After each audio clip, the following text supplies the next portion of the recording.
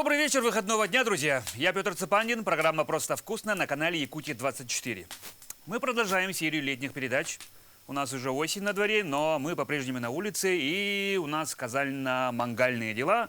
И к нам сегодня в гости пришел атаман якутского казачьего полка Александр Гриценко. Александр, добрый день, добрый вечер. Добрый день, добрый вечер. Главное, что солнечный. Да, главное, что солнечный день. У нас отличная погода по-прежнему. В этом году осень действительно нас балует, да, такой замечательной погодой. Вот, Александр, спасибо, что в первую очередь, что вы пришли к нам в гости. Это первое. Второе. Объясняю немножко про нашу программу. Это не кулинарная передача, это кулинарное ток-шоу, где мы приглашаем друзей, гостей, иногда просим, иногда заставляем их готовить, и потом это все вместе съедаем. Хорошо, вы меня сильно не пугайте, я сам приготовлю, заставлять не надо. Да. Тоже не Все-таки, надо. раз уж вы согласились, ну куда вы же денетесь из подводной лодки, ну условно. Хорошо, с чем вы к нам сегодня пришли? Я хотел показать рецепт казачьей икры, так мы называем. Ну, по большому счету, это овощная икра. Каждый хороший хозяин и хорошая хозяйка, они готовят по своему рецепту. У меня, допустим, два рецепта. Первый, это я делаю на более длительное хранение. А более короткий рецепт такой я делаю так, чтобы сразу друзья сели и унеслось. Но сейчас сделаю для длительного хранения, вы его попробуйте, он мне на самом деле больше нравится. Там консерванты или что? Нет, никаких консервантов. В чем дело? Увариваете? Ну да, конечно, это обработка на пару, на огне желательно, как мы будем готовить на казане в этот раз. Да. И, соответственно, я, допустим, делаю, когда много приготавливаю, я пастеризую баночки еще. У небольшие, чтобы на раз. Но мы это сегодня делать не будем, мы просто горячее. Да, горячее попробуем. Да. Все замечательно. Предлагаю начать. Готов? Давайте. Ну, смысл... Немножко по ходу объясните, из чего состоит, да? Ну, наверняка это кому-то интересно. Вы же сказали, тем более, что блюдо традиционное казачье. Да. Вот. Ну, оно самое легкое для лета, потому что летом, как правило, к концу лета все это есть уже. Все это есть. Все На своих огородах? Конечно, на своих... да. Ага. И все это можно спокойно, легко готовить. Ну, я смотрю, у вас морковка, баклажанчик. Кабачок. Я еще добавляю капустки немного. Ну, соответственно, лучок, чеснок, аджика. Аджика добавляется. Так. Готовится, ну, желательно вот на таком нерафинированном масле готовить. Ну и для вкуса еще... Пахучее. Да, чтобы оно было немножко запахом, чтобы летом пахло. Да-да-да, хорошо. Вот, подсолнухом. И кетчуп у вас есть? Да, немножко я соус беру либо краснодарский, но вот этот раз мне попался кетчуп. Марку не будем показывать. Хорошо, не будем рекламу показывать. Они нам еще за это не заплатили, Нет, поэтому не будем. мы не почувствовали их участие. Хорошо. Вот, так что, ну, процесс такой. Все это просто элементарно мелко режется. Я предлагаю шкурку снять, допустим, с кабачка. Мне это делать? Да, пожалуйста. А я сделаю капустку. Просто я ее вот так чищу и все. Да, просто потоньше, чтобы осталось гостям побольше. Побольше. Да. Ну, слава богу, остренький такой. Ничего, мы не спеша. Перед тем... Да. Так, перед тем, как я задал вам основной, который больше всего меня интересует вопрос, да, я хочу вам все-таки традиционный вопрос задать. Откуда вы, чьих вы будете? Это всем я задаю, и всем это интересно, да. Все-таки откуда человек появился, да, кто он такой вот? Ну да, можно это так сформулировать. Папа у меня амурский казак, мама сибирская казачка, она уроженка нашего города Якутска, соответственно, ну и предки ее и так далее, они идут, ну, ведут свой род отсюда, из Якутии. Вот. Ну, встретились они, как это часто бывало в комсомольские времена, на далеком севере, папу распределили. После техникума в Батагай, мама там жила с родителями. Верхоянский? Да, Верхоянский район, Илус. Ну, соответственно, они там познакомились, и у них началась большая, долгая семейная жизнь. Вот. А сестра у меня родилась старшая в Батыгае, а со мной получился казус небольшой. Я должен был родиться в депутатском, это как раз в то время, в 68 году строился ГОК, там новый поселок красивый возводили, но... Советские времена, коммунизм, да, социализм. Ну, все было так, как бы это самое. На и энтузиазме, и на силе воли, как я помню из детства. Ну, в общем, приятные времена чем-то. Да, ну своего рода. Своего рода, да, это. Жизнь течет, как говорится. Но главный врач, у нас там был такой замечательный человек, Константин Иосифович Ильковский. Он отцу сказал категорически, маму надо вывозить, парень слишком крупный, в депутатском не родится. Так. Ну, папа, конечно, у меня всегда шебутной был. Он маму в охапку на Ли-2 до Батыгая. С Батыгая там на перекладных до Москвы. Ну и в результате я оказался в новом красивом строящемся городе Тольятти. И в новом роддоме, который в 1968 году уже построили итальянцы для города. Надо же. То есть я родился вообще круто. Уго Тольятти. Да-да-да. А, ничего себе. Вот, ну, мне пришлось там родиться, да, так вот, не по своей воле. Ну, через 3 месяца я снова оказался в депутатском. И вся моя жизнь осталась так и связана. Прошла здесь. Да, Ну, здесь на наших и, краях, и получается. школа, и отсюда и в армию. Здесь я работал, заканчивал также в университет, горные отделения. Вот, кстати, когда капустку мелко нарезали, уважаемые зрители, ее желательно немножко, как перед засолкой, помять, чтобы она... Пожамкать. Пожамкать, да, чтобы она Сок, да, выделила. немножко сок пустила. Ну, это полезно. Ну, мне еще нравится нарезать длинными ломтиками, потому что в процессе они потом очень хорошо деформируются. Ну, так симпатичненько получается. Ну, это на любителя, капуста есть капуста. Ну да, по-разному люди режут. Ага. Некоторые вот такие маленькими, А кто-то такие кубиками прямоугольные. любит, да, да. Вот. То есть, ну, вот так получается. Процесс у нас пошел. Так, давайте. Мы сначала все нарежем, а потом уже огонь будем разжигать. Да, если у нас тара позволяет, то мы этот самый... Я Да, да. сейчас пока почищу, значит, кабачок. Он помытый у нас предварительно. Вот. А потом будем уже по порядку запускать. Потихоньку. Да, Да, понемножку. огонь разожжем, у нас там казанчик такой есть. А шкурка снимается, ну, я не знаю, как. У меня мама так всегда делала. Может быть, это как-то смотрится не экономично, но в плане, ну, вроде не сейчас... Побольше, да? Да, но она говорит, потому что если ее не снять, она будет кислинку давать определенную. А, Но полностью не все. Да. А мне имело смысл полностью? Я тонко сделал вообще. Нет, нормально. Нормально, да? Нормально. Мне Хорошо. даже местами вообще осталось тут. А вот для уже, когда, помню, мама мариновала, вот тогда засолку делала, мариновала, она не с кабачков, она не из там еще с чего-то, шкурки не снимала, потому что они тогда твердость свою сохраняли лучше. Слушайте, самый главный вопрос. У меня бабушка супруги, она все время говорит донская казачка. Я сначала думал, что, ну, казашка, ну, Ага. казахи. Слышалось тогда? Да, слышалось так, да. Ну, я вообще понять не имею. Да, для меня, например, казак – это, ну, что, Тихий Дон. Донские казаки. Правильно? Да? Да. А что такое казаки вообще? Казачество. Вообще до сих пор единого мнения не сложилось. Это же не национальность. Ну, по большому счету, да. По большому счету, да. Но мне вот больше, допустим, нравится теория Гумилева по этногенезу.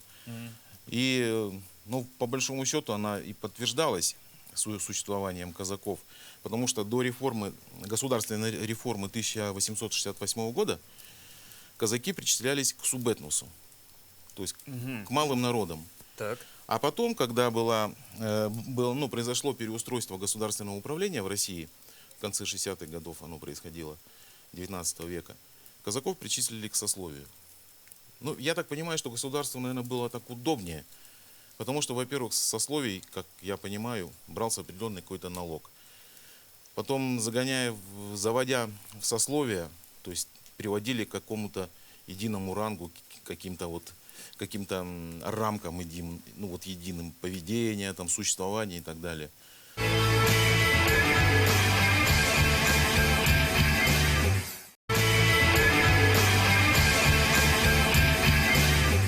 Потому что в любом случае, если посмотреть даже карту вот, тех же годов распределения Ну, где, откуда народов, пошли, да. Она, казаки. кстати, есть в нашем замечательном атласе Якутия, вот такой толстый атлас. Выпускали еще лет, наверное, 10-15 назад. Там вот есть как раз эта карта, как расселялись у нас народы на территории империи российской. Вот там вот везде, где границы, казаки почему-то отмечены розовым цветом, я не знаю почему, тогда, видно, так как-то удобнее было. Везде вот все границы, везде розовый цвет, везде жили казаки. То есть Везде они... казаки. Ну, Да. если казаки, ну, может быть, обидно станет, да, как цыгане, что ли, или там везде? Нет, да? они жили оседло. Оседло жили? Оседло, То есть конечно. не было такого, Вдоль, что... вдоль границ строились станицы, хутора и так далее. То есть казаки наделялись землями определенными подъемными, но в их задачу входила это охрана государственной границы, которая как раз в 19 веке, она особенно на востоке, на дальнем, она как раз вот формировалась. Была очень актуальна. очень актуально, причем тогда начали строить китайскую восточную железную дорогу, первую часть ее. И были моменты, там, грабили есть поезда и так далее. То есть, все понятно. Ну, то а есть, жили оседло. то есть все-таки вот это, мои ассоциации с казачеством, то, что там такие лихие ребята на конях и с шашками, это все правда. Это все правда, но вольницы было больше. Вольницы было больше, конечно, до Петра, когда существовала Запорожская сечь. Еще там какие-то были, я уже не помню по памяти, моменты, где казаки собирались, там они жили без жен, без детей. Занимались как раз вот этим. Да? Пошли Ну, то есть, за как бы обозами. это, да, царские указы, там, да, какие-то там задания выполняли, получается. Ну да, это началось как раз вот уже при Петре Первом. До этого это гораздо большая вольница была, которая могла сегодня пойти на восток, завтра на запад и так далее. Ну, чисто свои интересы, как бы,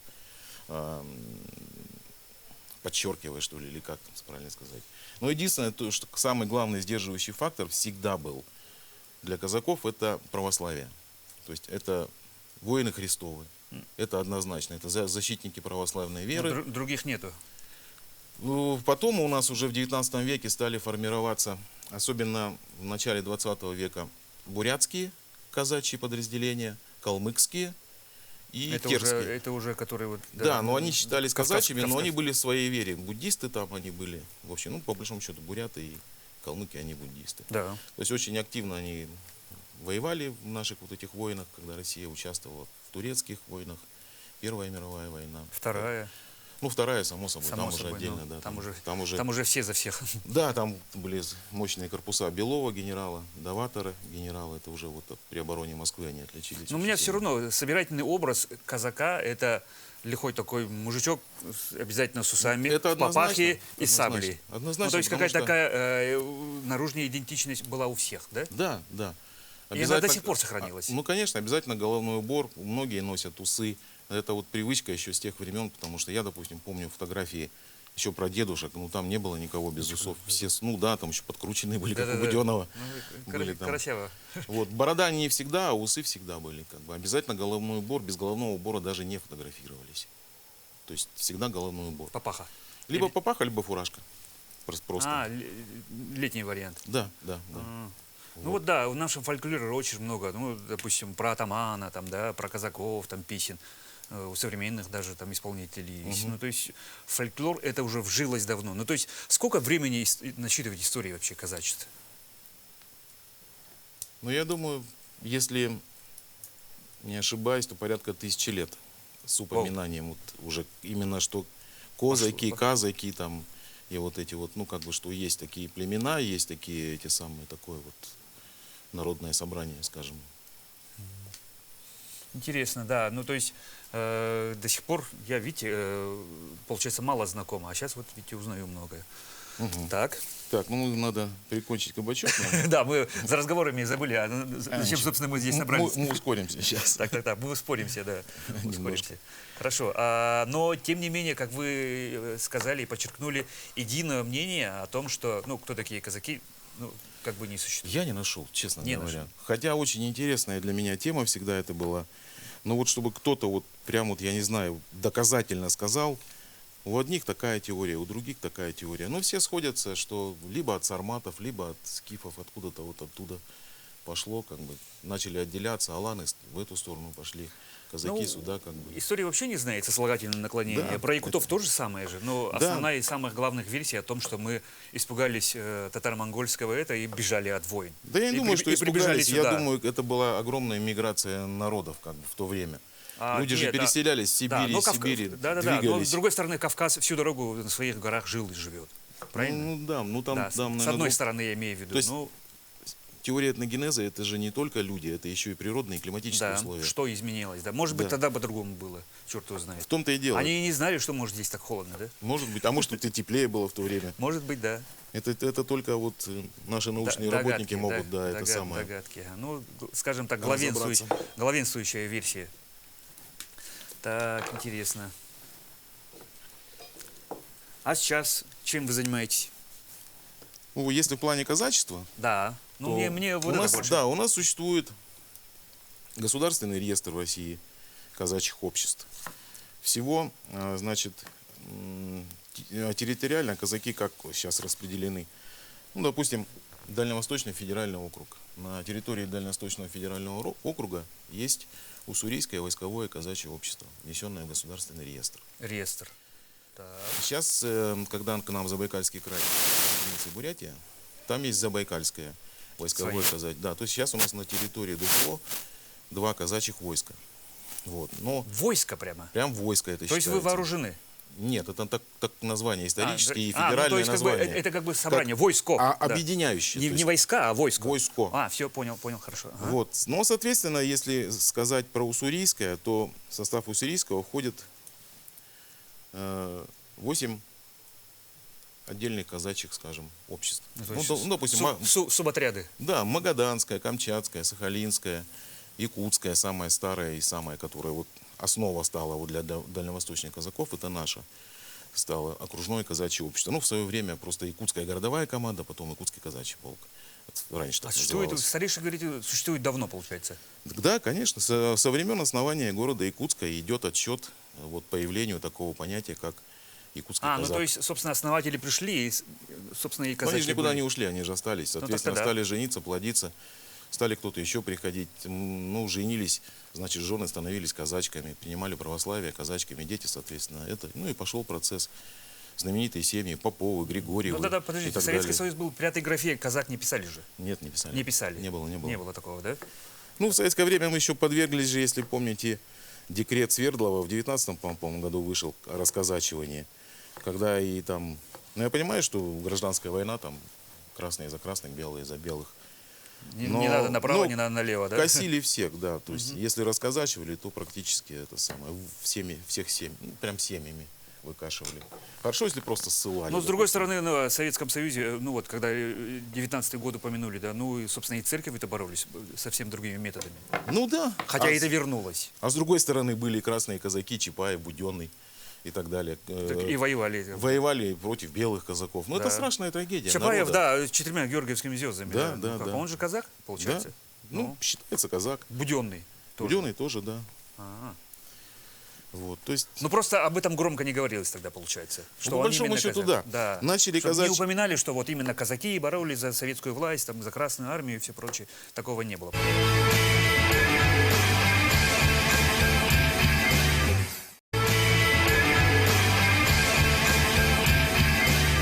вот первый этап реабилитации казаков, он начался при Сталине, где-то в середине 30-х годов.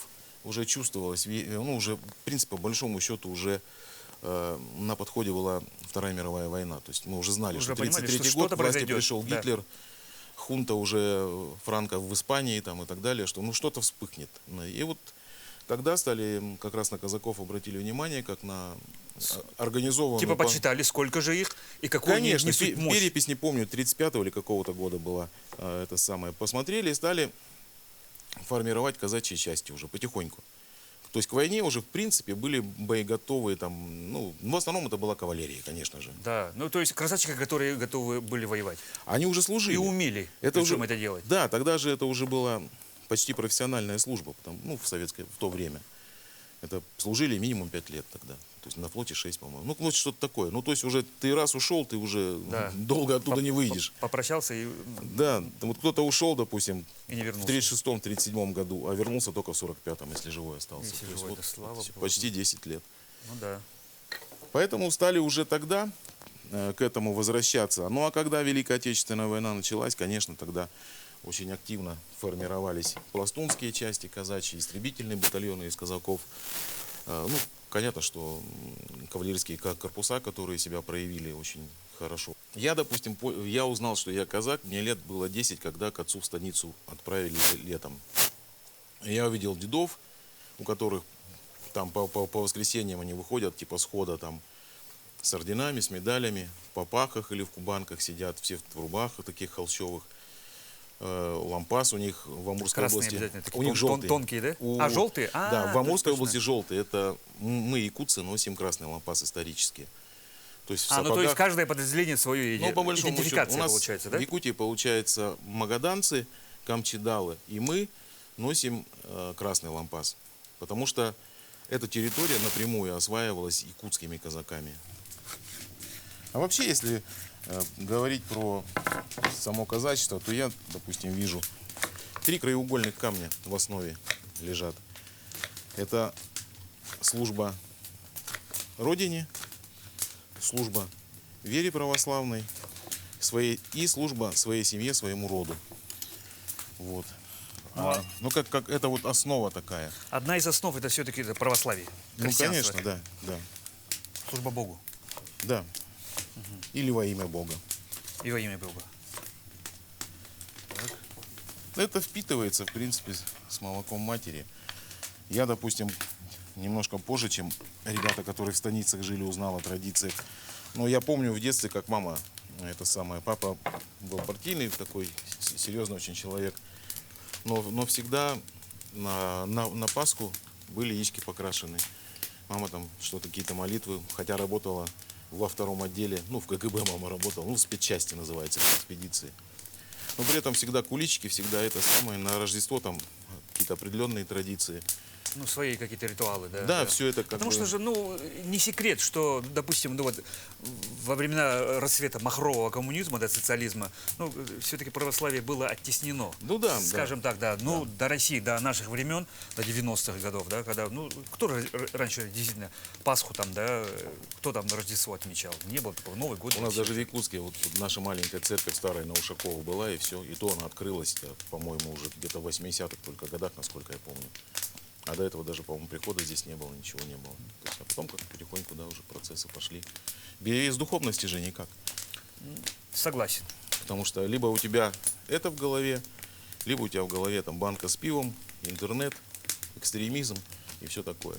То есть, пустоты быстро, особенно у детей, заполняются. И, как правило, другим, негативным. Да. Как правило, если ты не если заложил... чем-то ты вовремя не заполнил, ну, что-то обязательно Да, то есть, вверх если ты возьмет. хорошее не вложил, появляются вот разные там УЕФА, там и всякие разные еще вещи, короче, ну, вот непонятные, допустим, нам, старшему поколению, но понятными, что надо с ними как-то что-то им противопоставлять. Мы, допустим, можем противопоставить. В наших клубах дети занимаются с огромным удовольствием, потому что это не муштра, это интересно. Это и сама история казачества интересна, и прикладные виды спорта вот интересны. именно вот это хотел спросить. То есть это какое-то, получается, военно-патриотическое воспитание подрастающего поколения, правильно так сказать? Да, правильно. Но оно у нас в России широкий спектр. У нас есть юнармия, прекрасно занимаются ребята. Мы, кстати, с ними очень хорошо тоже отрабатываем. Но у нас, допустим, клубы, они наполнены, помимо всего, подготовки детей к службе в армию, еще и православной культурой, казачьими традициями. Это уважение к старшим, уважение к близким. То есть, ну, силу мы у них воспитываем, но силу они должны правильно применять, уметь применять. Вы упомянули, что в 10 лет впервые поняли, что вы казак, правильно? Да, когда в станице Когда уже, оказался. да, когда в своей станице оказались, когда там деды, там, да, старшаки собирались, да, там какое-то такое, да. А Когда потом в ночное, первый раз поехал в ночное. А что такое? А ночное это когда в ночь коней на водопой угоняешь и на свежие травы. И там с пацанами ночуешь, вот, ну, стремена, ну, их там, забыл как уже слово-то, ну, стременаешь, короче, чтобы они не расходились, они потихоньку пасутся, а мы их караулим, сторожим, чтобы никто там их не угнал, не своровал, купаешь их, шикарно вообще. Вот. Такая тема, да, костры, да. так Конечно, костры с собой, пока там идешь где-то, смотришь, курочка зазевалась, раз курочку, оп, с собой Оп, подушка. ничего. Ну, кушай, это надо было, чтобы Так, а дальше как пошло? Ну, а дальше я уже понял, и потом я... Ну, то есть у вас уже... У меня уже щелкнуло здесь. Щелкнуло, в 10 лет вы уже поняли, что казак, же- и уже всю жизнь, по жизни это все, получается, Конечно, пронесли. я и спрашивал и у дедушек, там, и у дяди, как это все. Ну, начал интересоваться потихоньку. Вот. А потом уже, конечно, когда уже взросление пошло, я уже прекрасно понимал, что я казак. А потом началось возрождение в 89 году казачества. То есть, А с чем это связано? Почему именно 89-й год? ну, гласность Это в перестройка закончил. Нет, это в России. Вышел А в закон России? о реабилитации народов. И казачество там отдельной строкой было вписано, так как, ну, народ, который подлежит реабилитации, так как незаконно был и- репрессирован. Скажем так, спящий разум проснулся, и ему сказали «можно», и вы пошли. Да, конечно. Ну, то условно, есть, условно так. А если не созданы государством условия, Конечно, то это да. просто партизанские ячейки. Зачем? Конечно, да. Это И просто когда ты полностью, когда ты гонением подвергаешься, ну, о какой деятельности Ну, это- открытой может да, и идти речь? просто неинтересно. Интересно, когда тебя государство поддерживает. Поэтому мы и здесь и создали в свое время с Александром Николаевичем Каниным государственный реестр. Вот здесь казаки вошли в государственный реестр. казачьих войск России. То есть они приняли на себя обязательства по несению службы, по оказанию помощи государству по мере там, своих сил и так далее. Так, ну что, сначала капустку запустим. Давайте. Она у Ну, нас мы разожгли, у нас уже масло на подходе. Может, чуть-чуть так подлить? Как? Не, пока Не не нужно, да? Сейчас я капустку запущу, И глянем. ее помешиваем, посмотрим, как у нас там процесс пойдет. У нас зашкварчало масло. Зашкварчало. Значит, ну, Сейчас просто будем- жара достаточно, да? Да, сейчас будем просто поглядывать за ней и помешивать. Так, давайте. Вот этой можете. У меня тряпочка есть? Все-таки о вашем казачестве, да, ну то есть именно то, что коснулось вас.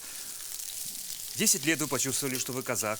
Дальше Я всю узнал эту об жизнь этом. Я узнал, да. Просто узнал. Узнал, да. В ночную сходили, что-то там сделали, да, какие-то так обряды. Посещение есть какое-то в казаки или что? Нет, на самом деле не было ничего такого. Меня там воспринимали в станице как должное. А, то есть Да я уже свой- родился казаком. Свой. Про маму они знали, что она сибирская казачка, потому что они в свое время дедушки контактировали, когда родители наши сходились. То есть уже нет, ничего специального не было. Просто ты просто знаешь и знаешь. Но все равно это вот оставалось в таком немножко как бы замороженном состоянии до вот конца 80-х. В армии там тоже с ребятами встречался, которые, в разговорах мы раз, и мы уже там начали общаться. А вот у меня там дед был, а у меня там воевал, а у меня вот это, всякие вот такие вот разговоры. А с момента выхода закона в 1989 году о реабилитации народов Советского Союза, там отдельной строкой было и казачество прописано. И тогда подъем движения по всей России пошел. И здесь, в Якутске, стали казаки собираться, стали вспоминать традиции, как это правильно проводить круги, как правильно избирать правление, совет стариков. Это стали все находить в памяти где-то. Набожное стало на свои русла, да? Да, потому что То есть интернета вы уже не здесь было. в Якутске были и уже начали своих узнавать, собираться.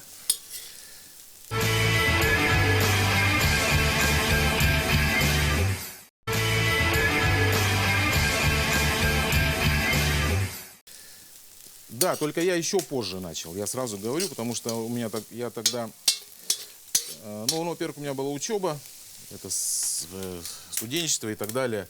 Я здесь потихоньку приглядывался, видел, вроде люди собираются, но как-то мне что-то слишком громко, шумно как-то. Я знаю, что у нас в станице форму всегда носили идеально. Но в мирное время, естественно, без погон, без кокарды, просто гимнастерка, условно говоря, штанишки, шаровары. Здесь кто во что рад. Дело не в этом, что мне нравилось. Дело в том, что сам процесс здесь пошел тоже в Якутии. И первый атаман был Павел Филиппович Задорожный, он отставной военный. Здесь служил на ДСК воинская часть, помните, была. Да, ну и космические. Космические войска. Да. Вот он оттуда уже уволился на пенсию, и он, сам родовой казак, он начал здесь объединять казаков понемножку. То есть он был первым человеком в новом И первым в новую атаманом. веху. Первым атаманом, да, в новую веху нашу. Тогда это все были общественные организации. Тогда не было еще федерального закона о казачестве и так далее. То есть, люди уже по интересам. Это, я То есть считаю, они все равно как-то начали. юридически Да. оформлялись, что-то делали, да? Да, стали оформлять, тогда стали разрешать общественные организации, стали появляться, регистрироваться в начале 90-х уже первые. Соответственно, Огня хватает, может быть, да, подбавить? сейчас я гляну еще. Нормально пока. Нормально. Судя по тому, как шкварчит, вроде все в Хорошо. порядке. Вот. Далее. Соответственно, эти процессы все в конце 80-х, в начале 90-х, они уже были необратимы. То есть уже люди стали объединяться по казачьему принципу. Тем более здесь, в Якутске, родовых казаков очень много. А сколько насчитываете, если не секрет? Я даже не знаю по переписи, не скажу сколько. Несколько тысяч точно есть, это я знаю. По Якутии? У меня в реестре 500 человек. Сейчас? Но это фиксированный состав. Это то, что мы окружное, нам положено иметь такую численность, мы должны ее поддерживаться, люди должны быть одеты в форме. То есть вы как якутский казачий полк? Да. Да. Который находится в реестре государственном. Есть еще общественные организации здесь. То есть разные. То есть отдельно от вас? Конечно. Да ладно. Ой, так. Это правильно, потому что не каждый хочет Я брать просто не могу совсем понять, уловить иерархию или структуру. То есть это Структура в реестре, она вертикальная, как в армии. Сейчас же это не общественная организация, правильно? Нет, в как любом правильно случае это называется? все общественные организации. Просто у казаков есть государственный реестр казачьих войск России. Это те казаки, которые взяли на себя обязательство по несению какой-либо службы. Это строго выстроена согласно федеральному закону структура. Это верховное войско, войска в регионах и в субъектах окружные, станичные и так далее. То есть, ну, такая вертикаль очень жесткая, как государственная вертикаль выстроена. То есть это все направлено на поддержку государства, и государственная поддержка направлена на поддержку реестра. А существует также общественная организация, это как клуб по интересам, где более взрослые казаки там могут объединиться. Ну, может, какой-то песенный коллектив, там еще какой-то. Понятно. Ну, что-то им нравится делать вместе, вот Да, они, собственно, да, и то есть делают. они не берут на себя никаких обязательств, и государство перед ними никаких обязательств не несет, соответственно. То есть Но вы в данном случае несете.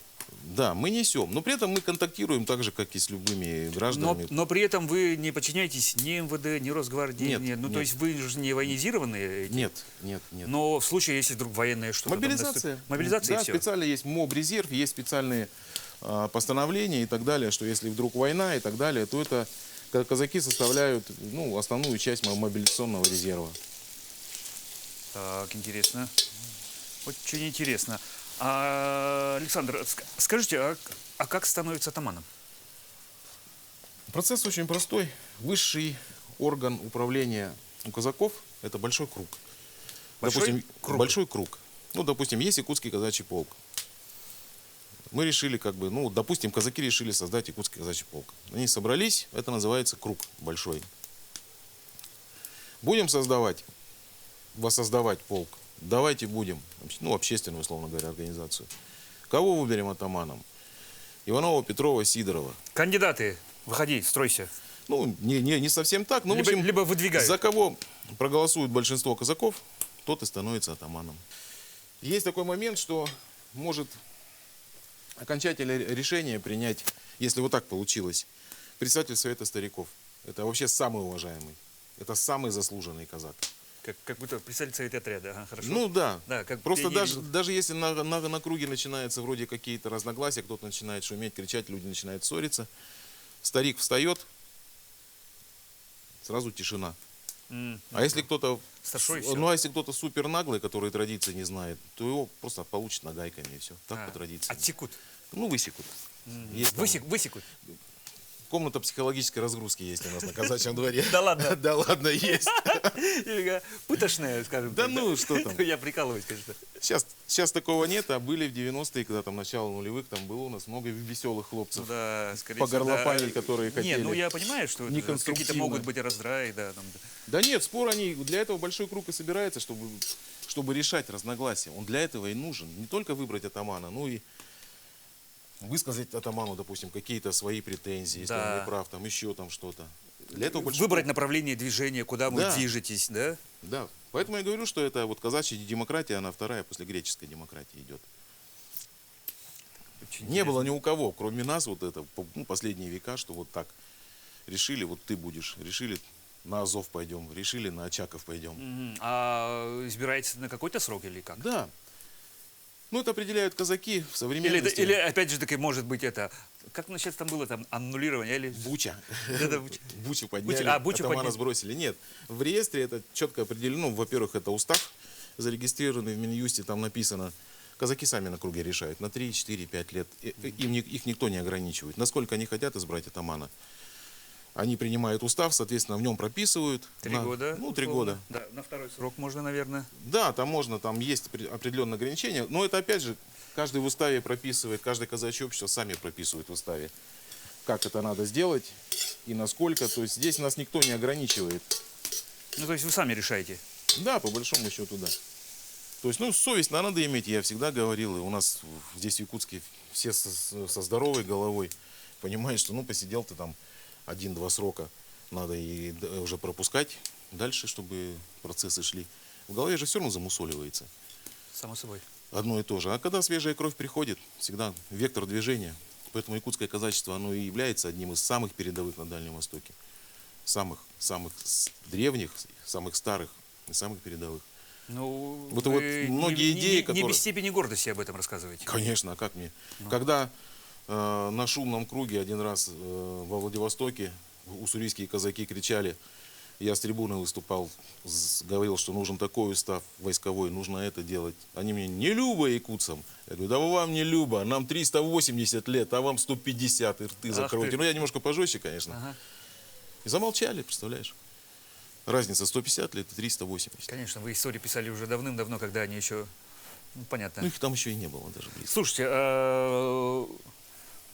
Так. любой человек может стать казаком? Если это не национальное же, это все равно... Ну, то есть... Да нет, это у нас получается даже исторически. Вдруг вот вы же сказали, три основные, на чем зиждется казаческое движение, же, правильно? Служба Господу, Есть служба... чистилка? Чистилка? Ага. Так.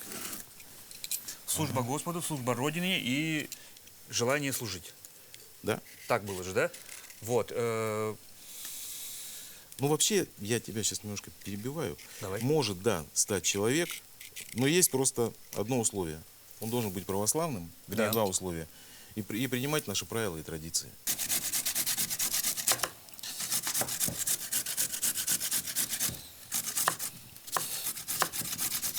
Четыре руки-то, оказывается, гораздо ловчее получается. Ну, хоть какая помощь. Нормальная помощь. Всегда не любил морковку тереть. Да, она довольно такая опасная вещь. Можно пальцы натереть.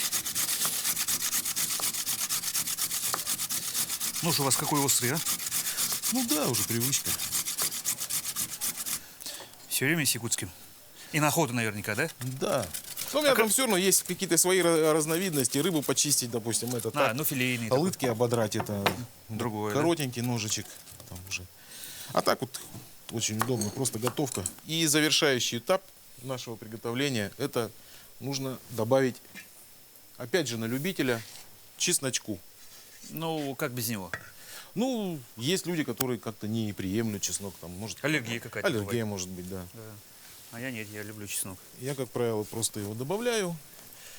У нас огонь уже практически погас, поэтому можно не бояться, что он потеряет свои свойства, чеснок, свой вкус.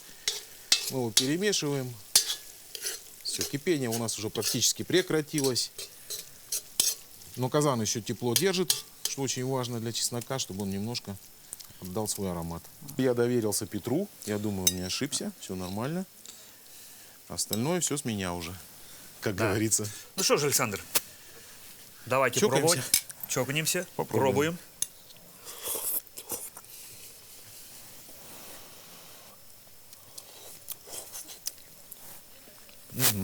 Отлично. Соль как? Отлично. Соль отлично. Казан творит чудеса. Творит Вот чудеса. ты все равно на газу так не приготовишь. Не получится. Сложно. Традиционно даю слово гостям, чтобы, может быть, обращение какое-то телезрителям, какие-то пожелания свои выразить. Я всегда говорю коротко, по-казачьи. Любо моей республики, любо народу нашему якутскому, любо твоей передачи и всем, кто ее готовил. В общем, любо всем нам. Любо это значит, по-якутски можно сказать, уруяйхал. Уроехал. По-нашему любо. Ну что ж, друзья, на этом мы прощаемся. Я Петр Цепандин. Программа «Просто вкусно». Смотрите нас на канале Якутия-24. И скажем, бон аппетит. И продолжаем кушать. Да-да-да.